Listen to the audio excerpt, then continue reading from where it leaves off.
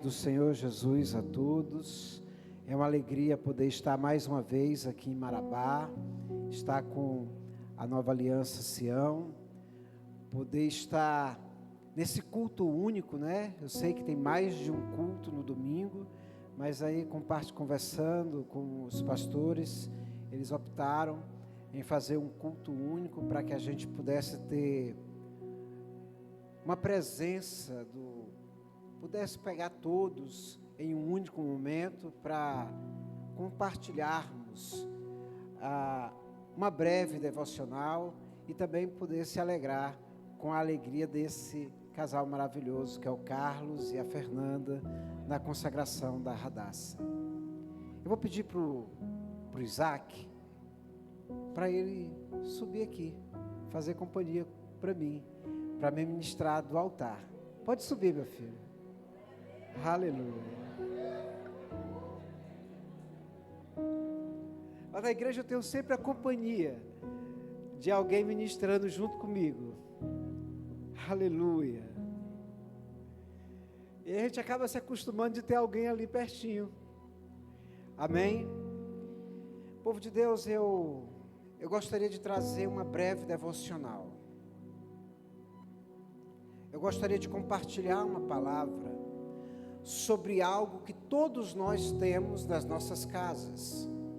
Independente da sua casa ser uma casa mais simples, mais humilde, com menos recursos, ou uma casa mais luxuosa, mais requintada, com mais recursos, todas as casas de qualquer família têm essa mesma coisa, que é um conjunto de mesa e cadeiras.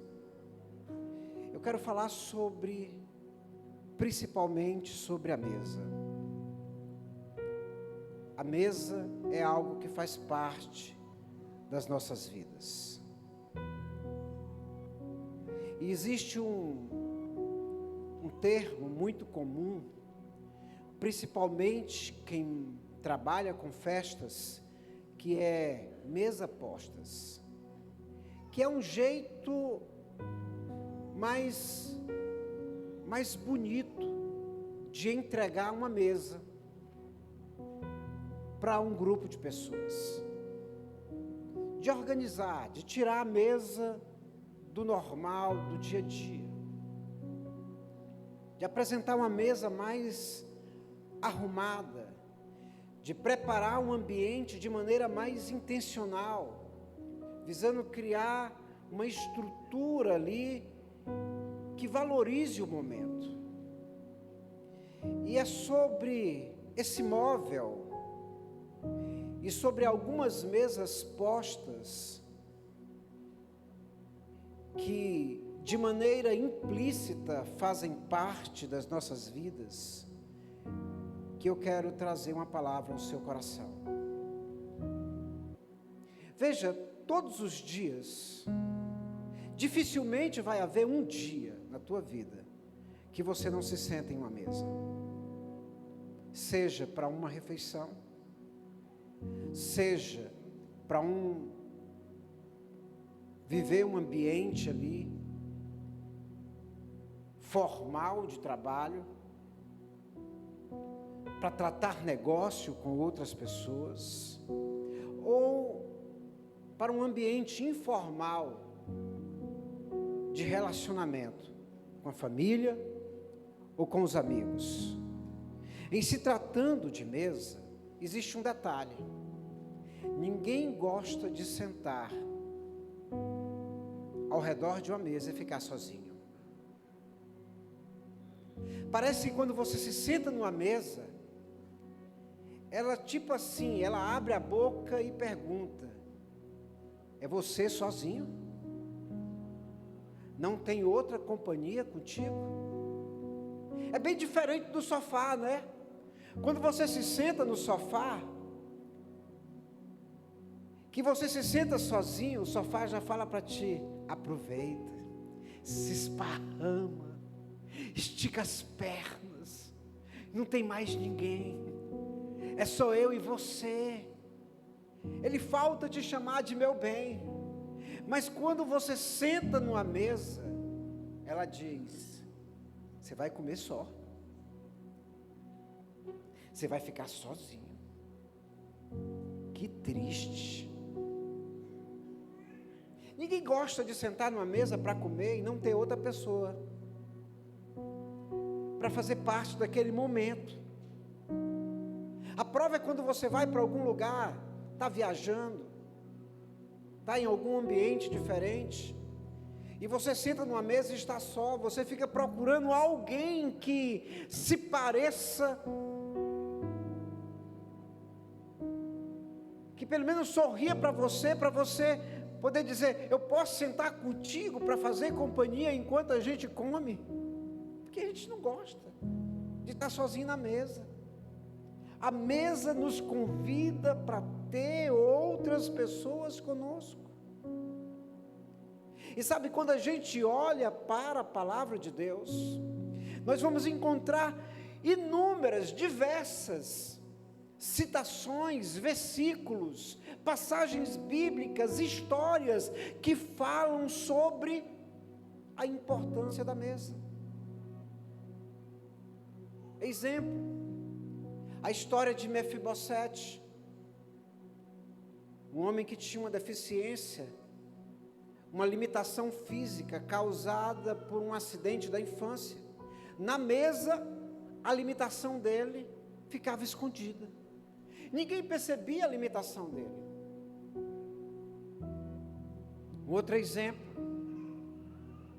a Bíblia diz que o Senhor nos tira do monturo, do lixo, e nos faz assentar na mesa com príncipes. Está falando da dignidade que o Evangelho opera nas nossas vidas.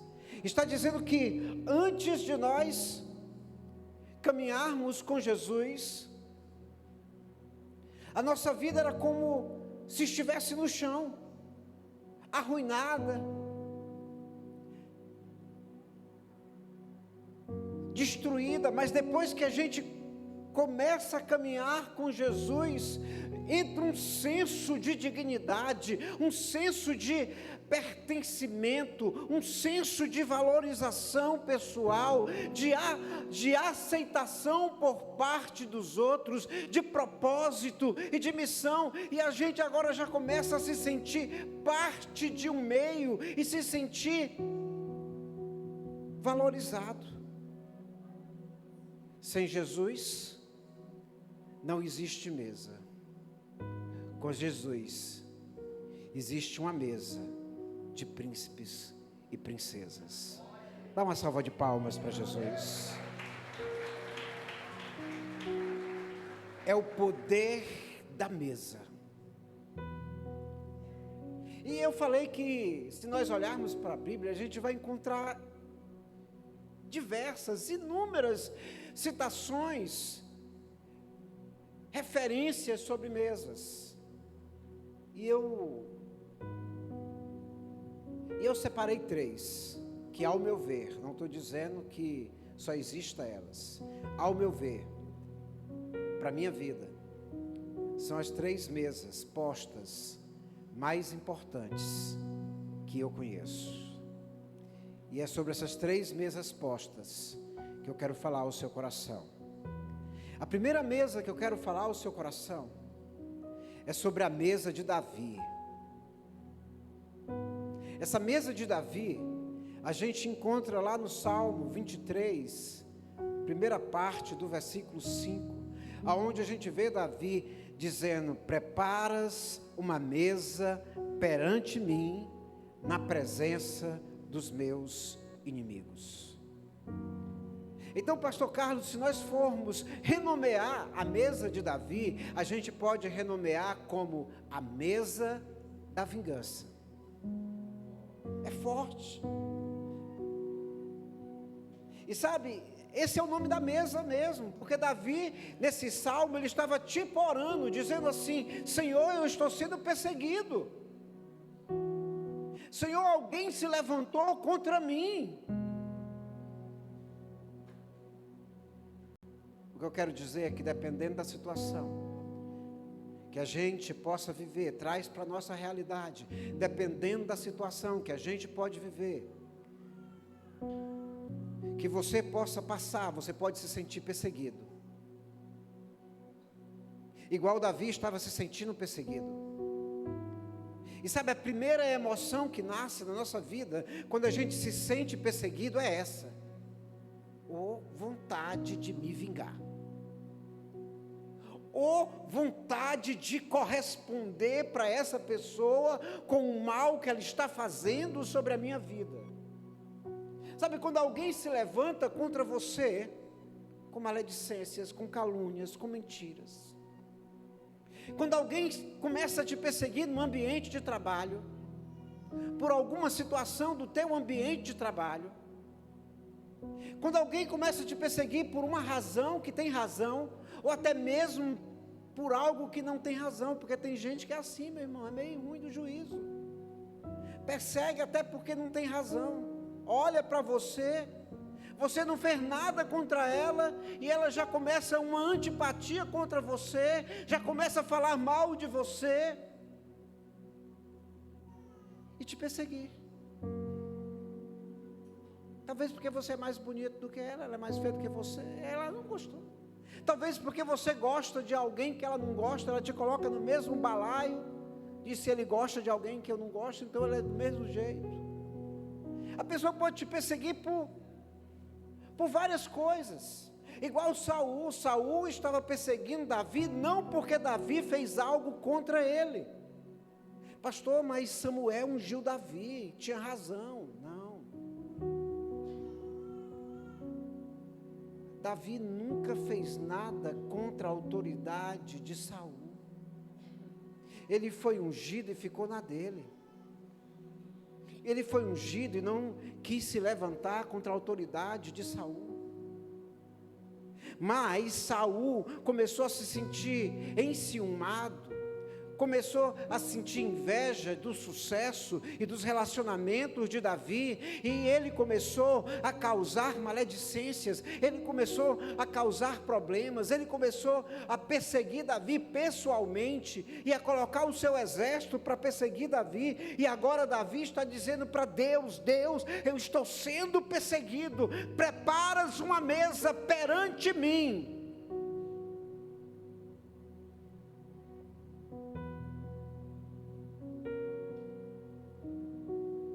Sabe, assim como Saul se levantou contra Davi,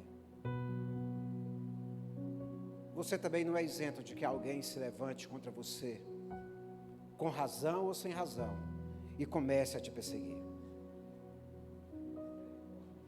E sabe, essa igreja, essa sensação de perseguição, quando ela vem, seja de um familiar próximo, de uma pessoa distante, seja de um amigo, de colega, de trabalho, de faculdade, ou de qualquer, primeira sensação da nossa emoção, independente do teu nível de conversão, é ou vontade de me vingar.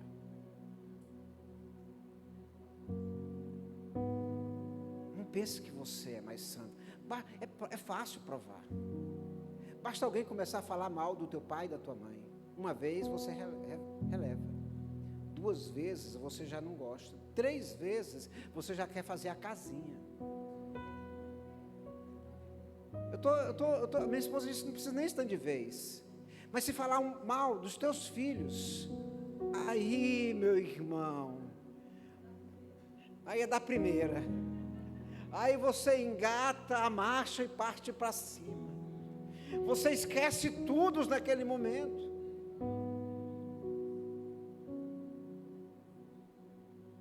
Qual era a oração de Davi nesse salmo? O que ele estava pedindo para Deus? Preparas uma mesa. Sabe o que Deus fez? Deus preparou uma mesa. Saul estava perseguindo Davi, Deus preparou uma mesa. A Bíblia diz que Saul na perseguição de Davi, em um determinado momento, acampou o exército em um lugar, e Davi acampou o exército dele em outro lugar. Tinha assim uma distância, eles não estavam conseguindo se ver, e naturalmente, o corpo humano, a fisiologia humana tem algumas necessidades, e Saul disse para o seu exército: olha, vocês ficam aqui, que eu vou fazer algo que ninguém pode fazer no meu lugar. O 2, né? Vocês ficam aqui, precisa de ajuda? Não, eu consigo. Saul foi. Os espias de Davi estavam por perto, correram para Davi e disseram: Davi, sabe aquela tua oração, preparas uma mesa? Deus preparou, Davi. O cara está com as calças riadas. Daqui que ele pegue o papel, se limpe, levante a calça, pega a espada. Davi, tu já matou ele, tu já picotou ele todinho, Davi. Vai lá, porque Deus te entregou. Davi foi perto. E quando Davi chegou perto, ele entendeu algo. Nem toda mesa que parece algo de Deus, uma oportunidade de fazer justiça, é uma mesa de Deus. Davi olhou para aquilo e disse: eu prefiro viver em paz. Olha para quem está do teu lado e diga: eu prefiro viver em paz do que fazer justiça com as próprias mãos. Dá uma salva de palmas para o Senhor.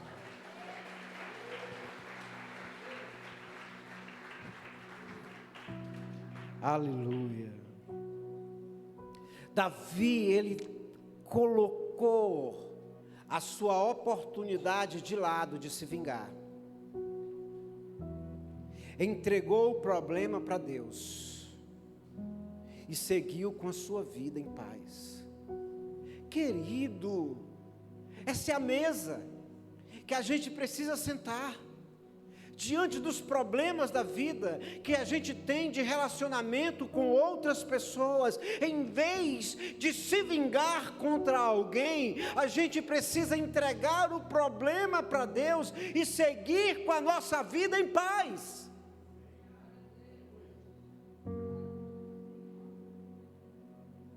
Vamos ver o que Jesus fala sobre isso.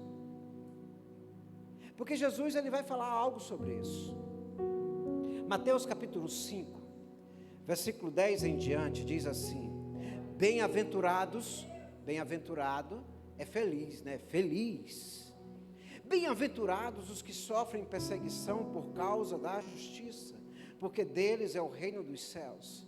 Bem-aventurados sois vós, quando vos injuriarem e perseguindo e mentindo, disserem todo mal contra vós por minha causa. Exultai e alegrai-vos, porque é grande o vosso galardão nos céus. Porque assim perseguiram os profetas que foram antes de vós. Mateus 5, a partir do versículo 38, Jesus continua falando sobre esse mesmo assunto. Ele diz assim: vocês ouviram o que foi dito? Olho por olho, dente por dente. Mas eu, Jesus, lhes digo: não resistam ao perverso. Se alguém o ferir na face direita, ofereça-lhe também a outra. Se alguém quiser processá-lo e tirar a túnica, deixe que leve a capa também. Se alguém o forçar a caminhar com ele 1 milha, vá com ele 2. Jesus diz assim: vocês ouviram o que foi dito? Ame o seu próximo e odeie o seu. Odiar quem? Não é odiar qualquer pessoa, não. E odeie o seu inimigo, odeie aquela pessoa que te fez mal. Ame o seu próximo e odeie a pessoa que te fez mal. Mas eu, Jesus, lhes digo: amem os seus inimigos e orem por aqueles que os perseguem, para que vocês venham a ser filho de seu Pai que está no céu. O apóstolo Paulo, ele tendo acesso a essas palavras de Jesus, ele escreveu o seguinte em Romanos capítulo 12, a partir do versículo 19. A forma como nós devemos amar quem nos faz mal. Portanto, se o teu inimigo tiver fome, não é qualquer pessoa, pastor Carlos. Não é um morador da rua que não é teu inimigo. Não é uma pessoa que está lá no mundo das drogas, que você nem conhece. Não é quem está precisando de ajuda, que vai para algum projeto social. É aquela pessoa que te fez mal. Portanto, se teu inimigo tiver fome, prepara uma mesa para ele, dá-lhe de comer. Se teu inimigo tiver sede, prepara uma mesa para ele, dá-lhe de beber. Porque fazendo isso, amontoarás brasas de fogo sobre a tua cabeça. Não te deixes vencer o mal, mas vence o mal com o bem. Essa é a primeira mesa, a mesa de Davi. A mesa onde a gente tem a oportunidade de se vingar, mas ao invés de se vingar, a gente decide fazer o bem. A segunda mesa posta que eu quero citar, a gente encontra lá no livro de Daniel, Daniel capítulo 1, é a mesa de Daniel. E se a gente for renomear essa mesa, a gente pode colocar como a mesa das alianças. Pastor, por que não é a mesa da aliança? Por que é no plural? Porque na vida a gente não faz só uma aliança. Na vida a gente vai fazer inúmeras alianças. E é nessas inúmeras alianças que a gente precisa discernir que aliança Deus está e que aliança Deus não está. E Daniel capítulo 1 fala sobre isso. Daniel era um jovem hebreu que foi levado como escravo. Ele era como um príncipe. Ele era um jovem preparado, letrado, e ele foi levado como escravo para a Babilônia, não para ser escravo de quebrar pedra, foi levado para ser um escravo VIP, de luxo, para ser um cativo que ia para o palácio, para estudar na Universidade da Babilônia, para aprender a cultura, a língua, os usos, os costumes, as religiões, os deuses daquele povo, para aprender as leis, para aprender a como negociar, para aprender o trato internacional. Ele era um homem de políticas internacionais, ele era formado nessa área. E se você ver essa história no Daniel capítulo 1, você vai perceber que acontece duas alianças ali, se manifesta duas alianças. Chega diante dele a oportunidade de duas alianças. Primeiro, entrar em uma aliança com o rei. Ele se preparou durante algum tempo para ser apresentado ao rei, e iria ser apresentado na mesa do rei. Mesa é lugar de comida. Aí você pode pensar, pastor, então o problema da Babilônia era a comida. Não, querido. Toda a comida que Daniel viesse a comer na Babilônia era consagrada a outros deuses. Desde o momento da plantação até o momento da mesa, de comer na mesa. Mas Daniel, ele podia muito bem pegar aquele prato que ele ia comer, aquela refeição, e dizer: eu desconsagro, desconjuro. Eu te repreendo toda consagração, e agora eu te consagro novamente, consagro ao meu Deus, ao Deus de Abraão, de Isaque e de Jacó, ao Deus de Israel. Obrigado, Senhor, por essa refeição. Comia de boa, tranquilo. Era o que ele fazia. É o que nós fazemos quando vamos tomar uma refeição. Senhor, obrigado por essa refeição, independente, Senhor, de quem fez. Obrigado por essa refeição.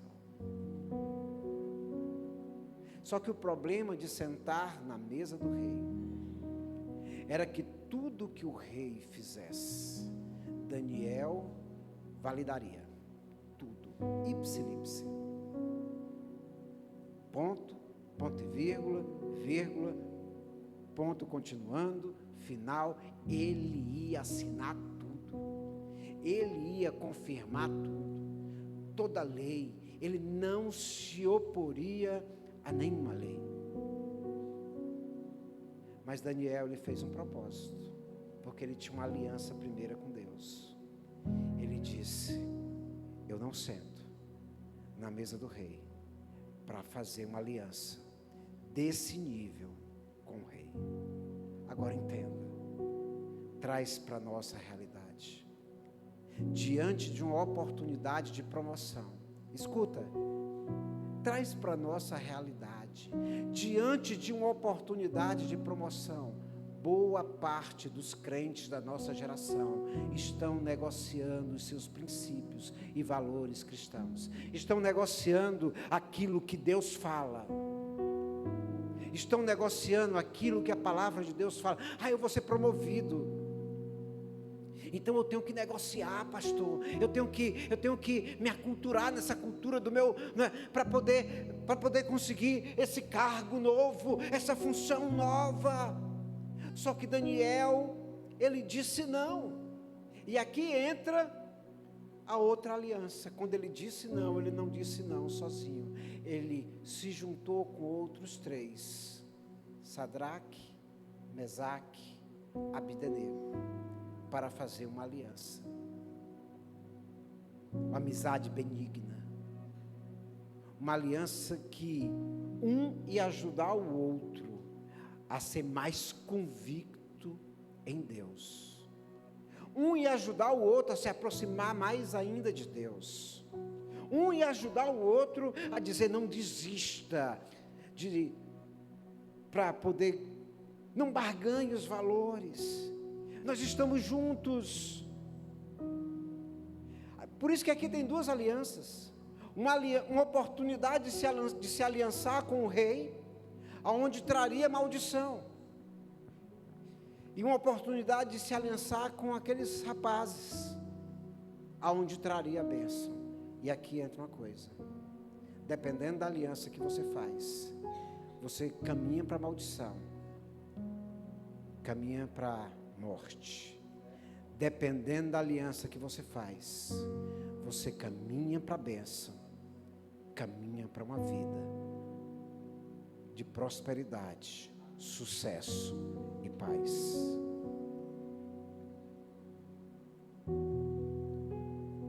A prova que Daniel não fez aliança com o rei é que no dia que o rei promulgou um decreto, Daniel foi o que foi penalizado, foi lançado na cova dos leões. A prova que os amigos de Daniel não fizeram aliança com o rei é que no dia que o rei promulgou um decreto, eles foram lançados em uma fornalha. Agora entenda, quem faz aliança com pessoas certas é protegido. Quando Daniel foi lançado na cova dos leões, os leões disseram: hoje nós estamos de jejum. Daniel, nós somos fofinhos, pode deitar, passar a noite aqui. Nós somos fofinhos, hoje à noite estamos tudo de jejum. A prova é que os amigos de Daniel, quando foram lançados na fornalha, o 4º homem, que é a pessoa de Jesus se manifestando, veio caminhar com eles do fogo. A prova que quem faz uma aliança errada perece é que quem estava debaixo da aliança do rei, quando foi jogado na cova dos leões, os leões disseram: graças a Deus acabou o jejum, chegou coxinha.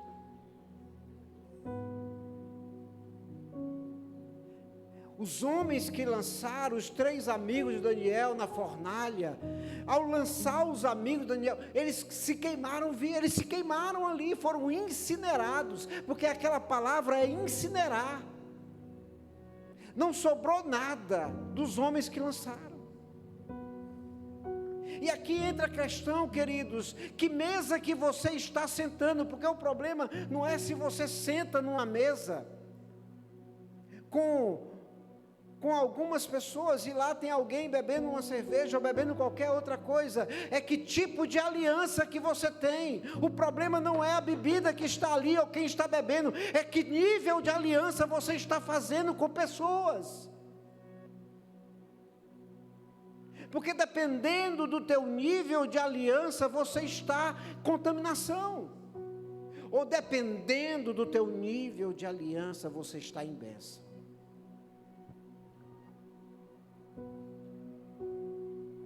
Você pode conviver com muitas pessoas. Igual Daniel aprendeu a conviver com muitas pessoas diferentes. Sem se contaminar. Você não precisa brigar com ninguém. Vou me intrigar com pessoas agora e deixar de conviver com elas porque... Não, querido, eu só não tenho uma aliança contigo nisso.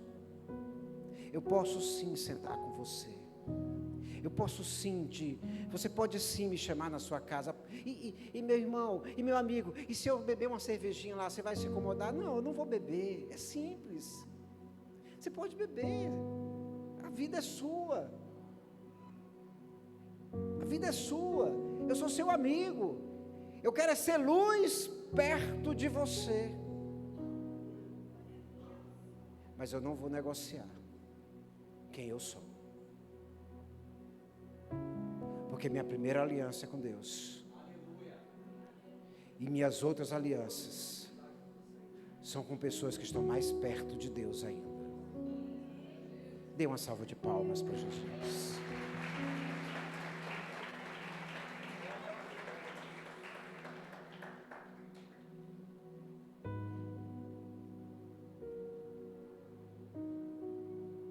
Sabe, pastor Carlos, essa mesa aqui parece muito, sabe com o quê? Com jugo desigual. A gente usa muito o jugo desigual quando vai fazer o discipulado do pré-nupcial, né? Mas olha só, o jugo desigual não é só quando um crente convive com um descrente para fazer uma sociedade de relacionamento ali, para casar.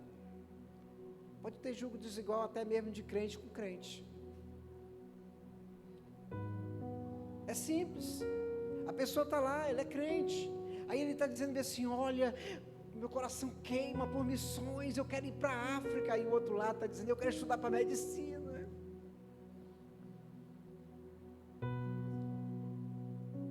Estão indo para propósitos diferentes. A não ser que um propósito convija para o outro. Eu te amo tanto, que eu vou estudar para medicina, e você vai para missões, e eu vou contigo, para te colaborar no teu ministério.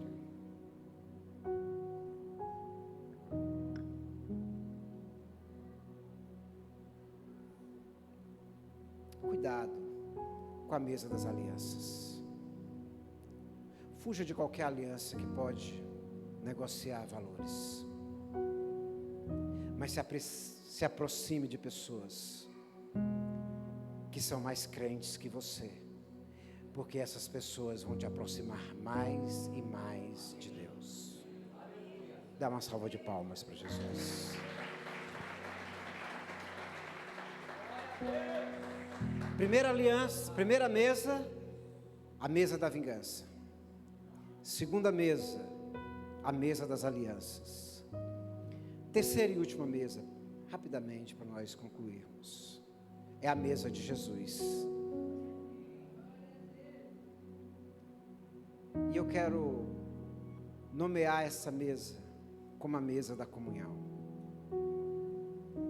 Porque comunhão não é só estar juntos. Você pode estar junto no meio de muitas pessoas e mesmo assim não ter comunhão com nenhuma delas. Você pode estar em um ambiente com pessoas sentadas em uma mesa só para cumprir tabela, seja na família, seja na roda de amigos, só para sociabilizar. Só que a mesa de Jesus aponta para uma comunhão íntima e verdadeira.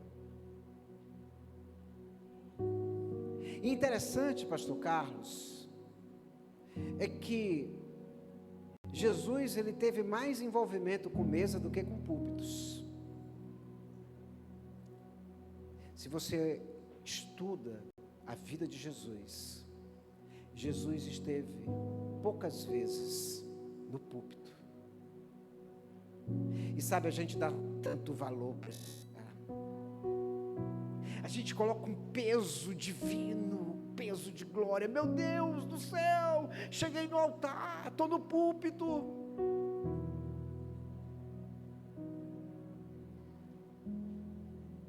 Jesus, ele esteve muito mais em mesas durante todo o seu ministério do que em púlpitos. E as poucas vezes que Jesus esteve no púlpito, ele foi rejeitado. As poucas vezes que Jesus teve a oportunidade de ir para o púlpito, mandaram ele embora.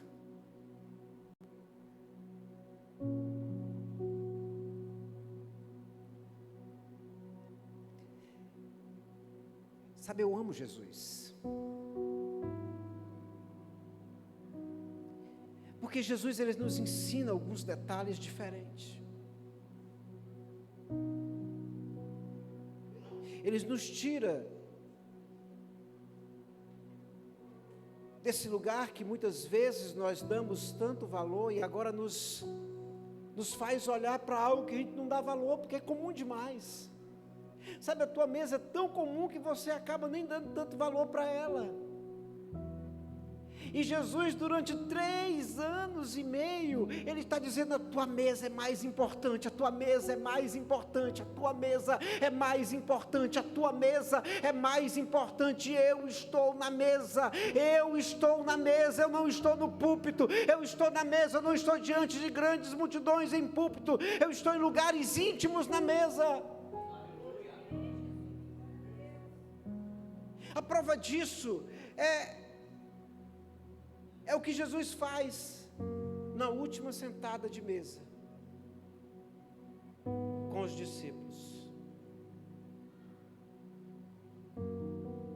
Jesus, ele senta ali na última ceia, na mesa, com os discípulos. E sabe, mesa é um negócio divino. Ele não senta com pressa. Por que eu disse que muitas vezes nós não damos valor? Tornamos a mesa comum. Porque a maioria de nós sentamos na mesa com pressa.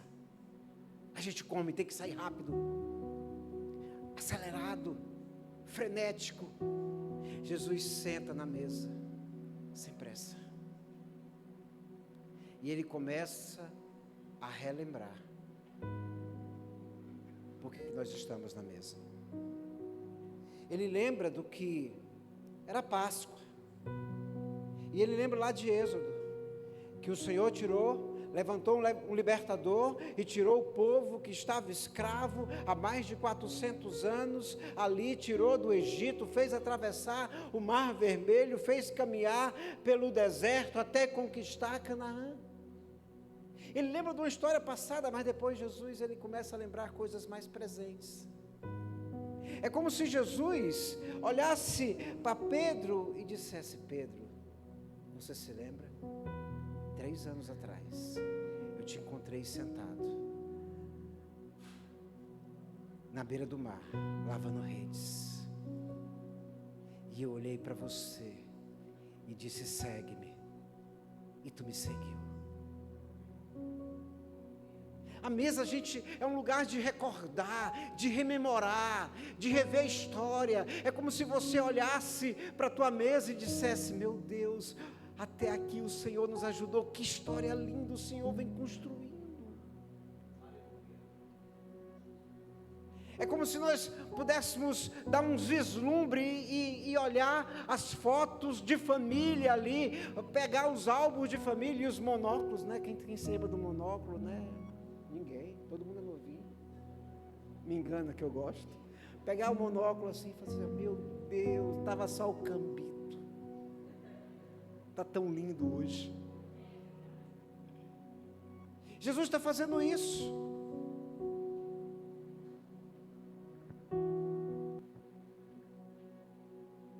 Na mesa de Jesus, Ele não só rememora a história. Na mesa de Jesus,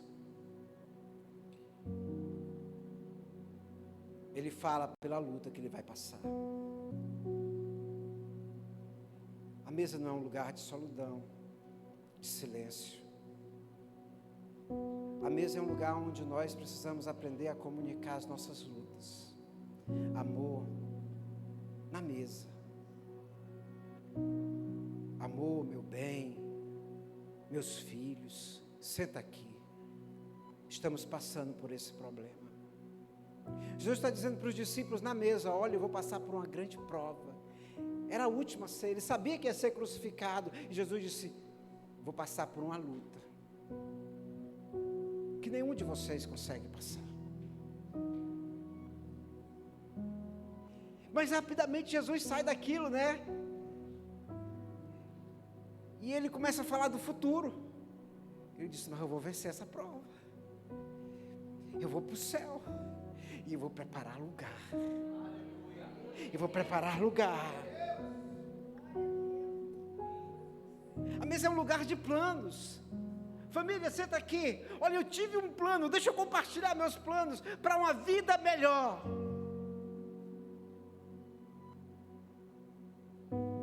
A mesa é um lugar da manifestação da gratidão. Muitas vezes nós estamos vivendo uma vida tão no automático, que a gente está ali, senta na mesa: obrigado, Senhor, por essa comida, amém.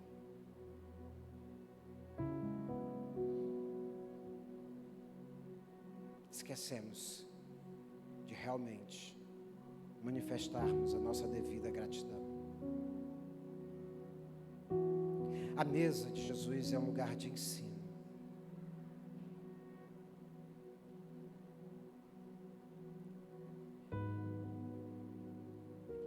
Sabe, no púlpito a gente prega,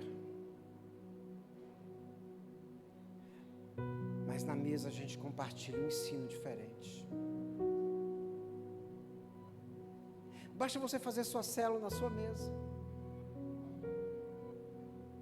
Quando for pouca pessoas, faz na mesa para você ver. Muda tudo. Você percebe como a mesa desarma alguém? Quando você chama alguém e diz assim: ei, eu fiz um café, passei um café, fritei aqui uns bolinhos de chuva, acabei de fazer um cuscuz,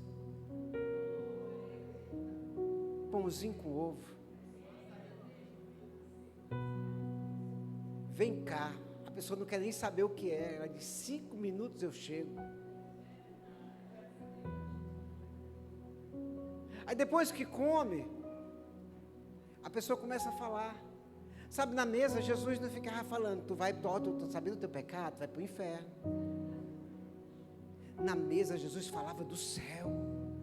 Crente, tira a tua boca, para de emprestar a tua boca para falar do inferno, ressignifica isso, começa a falar do céu. Só muda, para de falar do inferno. As pessoas já estão cheias do inferno. Começa a falar do céu, do céu, do céu. Jesus fazia isso. Quem falava da condenação, do juízo, eram os fariseus. Jesus falava era da graça, da misericórdia, do céu. Senta com pessoas e começa a dizer: olha, Deus foi tão gracioso, tão misericordioso comigo. Você não precisa pregar. E amigo, tu me trouxe para quê? Aqui, não, para a gente comer. E eu só quero dizer mesmo que Deus é bom. Só isso. Olha para quem está do teu lado e diga: só quero dizer que Deus é bom. Você não precisa fazer nada, só isso. Toma um cafezinho, eu só quero dizer que Deus é bom. Bebe mais um golinho de café, eu só quero dizer que Ele é maravilhoso. Só quero dizer que Ele é lindo. Eu conversei com Ele hoje de manhã, foi máximo. A pessoa já está desarmada. Aí você aproveita que está na mesa. Aí você pergunta: eu posso orar por você? Olha para quem está do teu lado e diz: eu posso orar por você? Querido, do mesmo jeito que é muito difícil alguém rejeitar um café, vai ser muito difícil alguém rejeitar uma oração. Eu posso orar por você? Você quer que eu ore por quê? Por você? Aí a pessoa diz, ora pela minha casa, ora pelo meu emprego, ora pela minha saúde. Daqui a pouco aquela pessoa está derramando uma lágrima. Aí diz assim, semana que vem tu quer vir tomar outro café? Daqui a pouco aquela pessoa diz assim, eu quero esse Jesus, bem.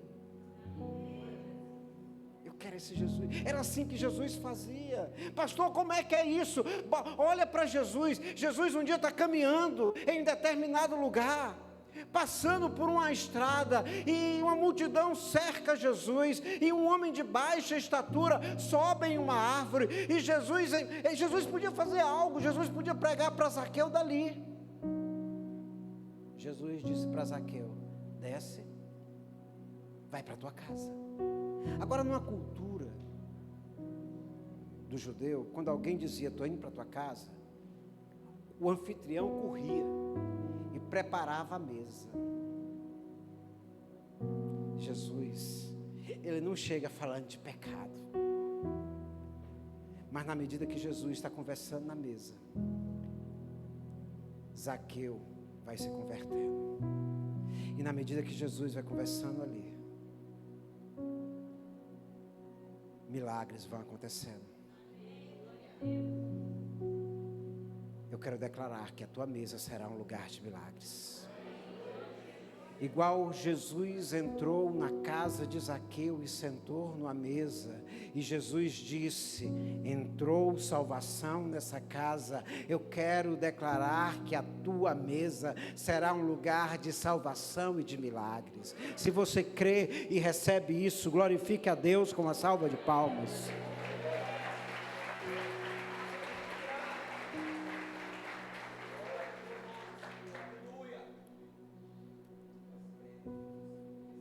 Mas a principal característica da mesa, pastora Fernanda, que Jesus ensina antes de terminar aquela reunião com os discípulos, é que a mesa é o lugar do perdão.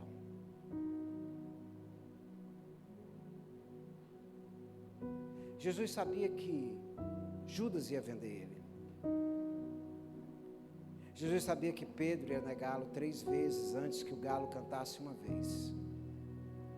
Jesus sabia que os outros discípulos iam assumir, mas Jesus estava disponível a perdoar cada um. Sabe, a nossa vida, nas nossas vidas sempre vai haver essas 3 mesas.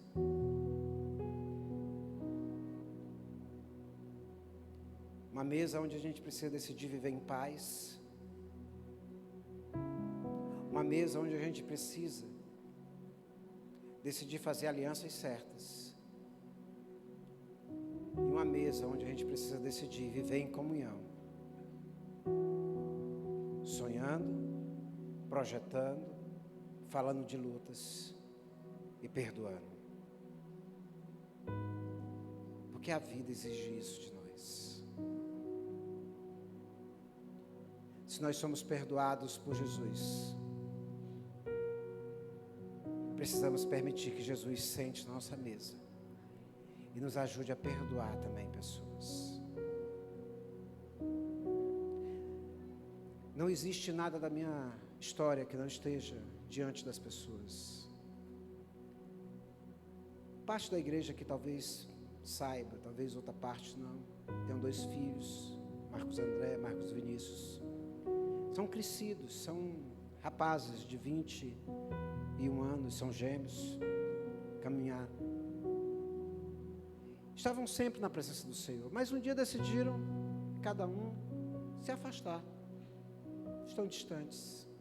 E sabe, quando os meus filhos vão para algum lugar, que eu sei que é errado, mesmo sabendo que é um lugar errado, sabe o que eu digo para eles? Não se escandalize comigo. Eu digo, meus filhos, eu sei que vocês estão indo lá para aquela festa, para aquela balada, para aquele lugar. Eu não vou para aquele lugar. Não aconselho, mas eu abençoo vocês. Pastor, você abençoa teus filhos? Eu abençoo. Eu não concordo. Eu abençoo para que possa ir e voltar vivos.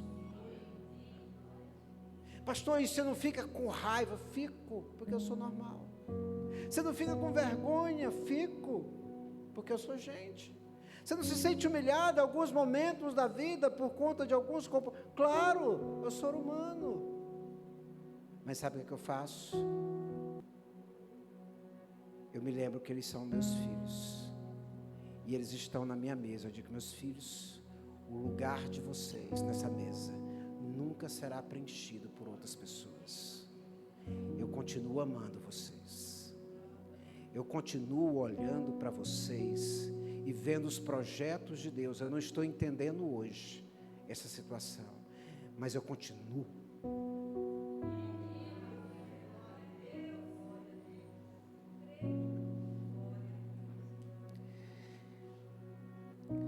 Eu continuo crendo.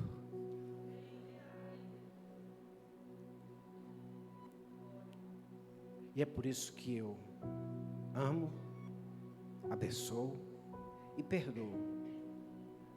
Porque o lugar de vocês nessa mesa e o lugar de vocês na mesa de Jesus jamais será preenchido por outras pessoas. Fique em pé, igreja.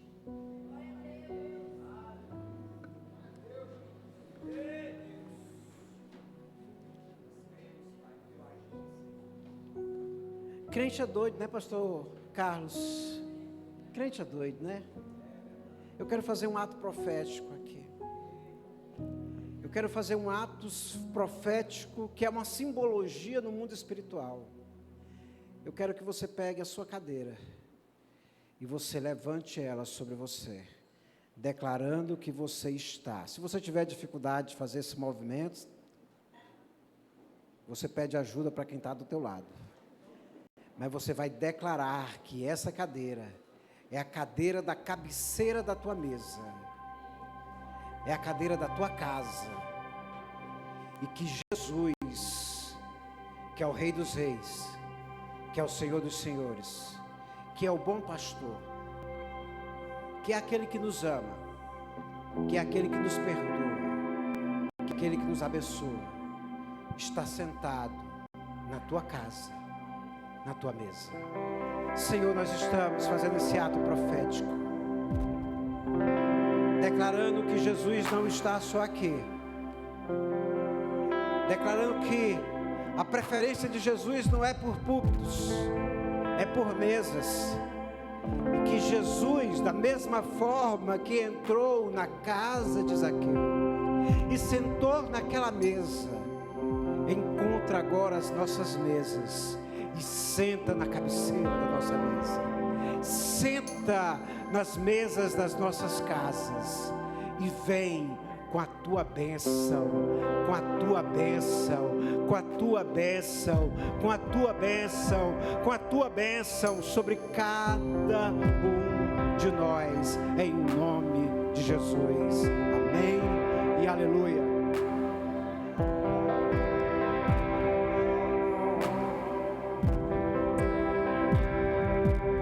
Glorifique a Deus.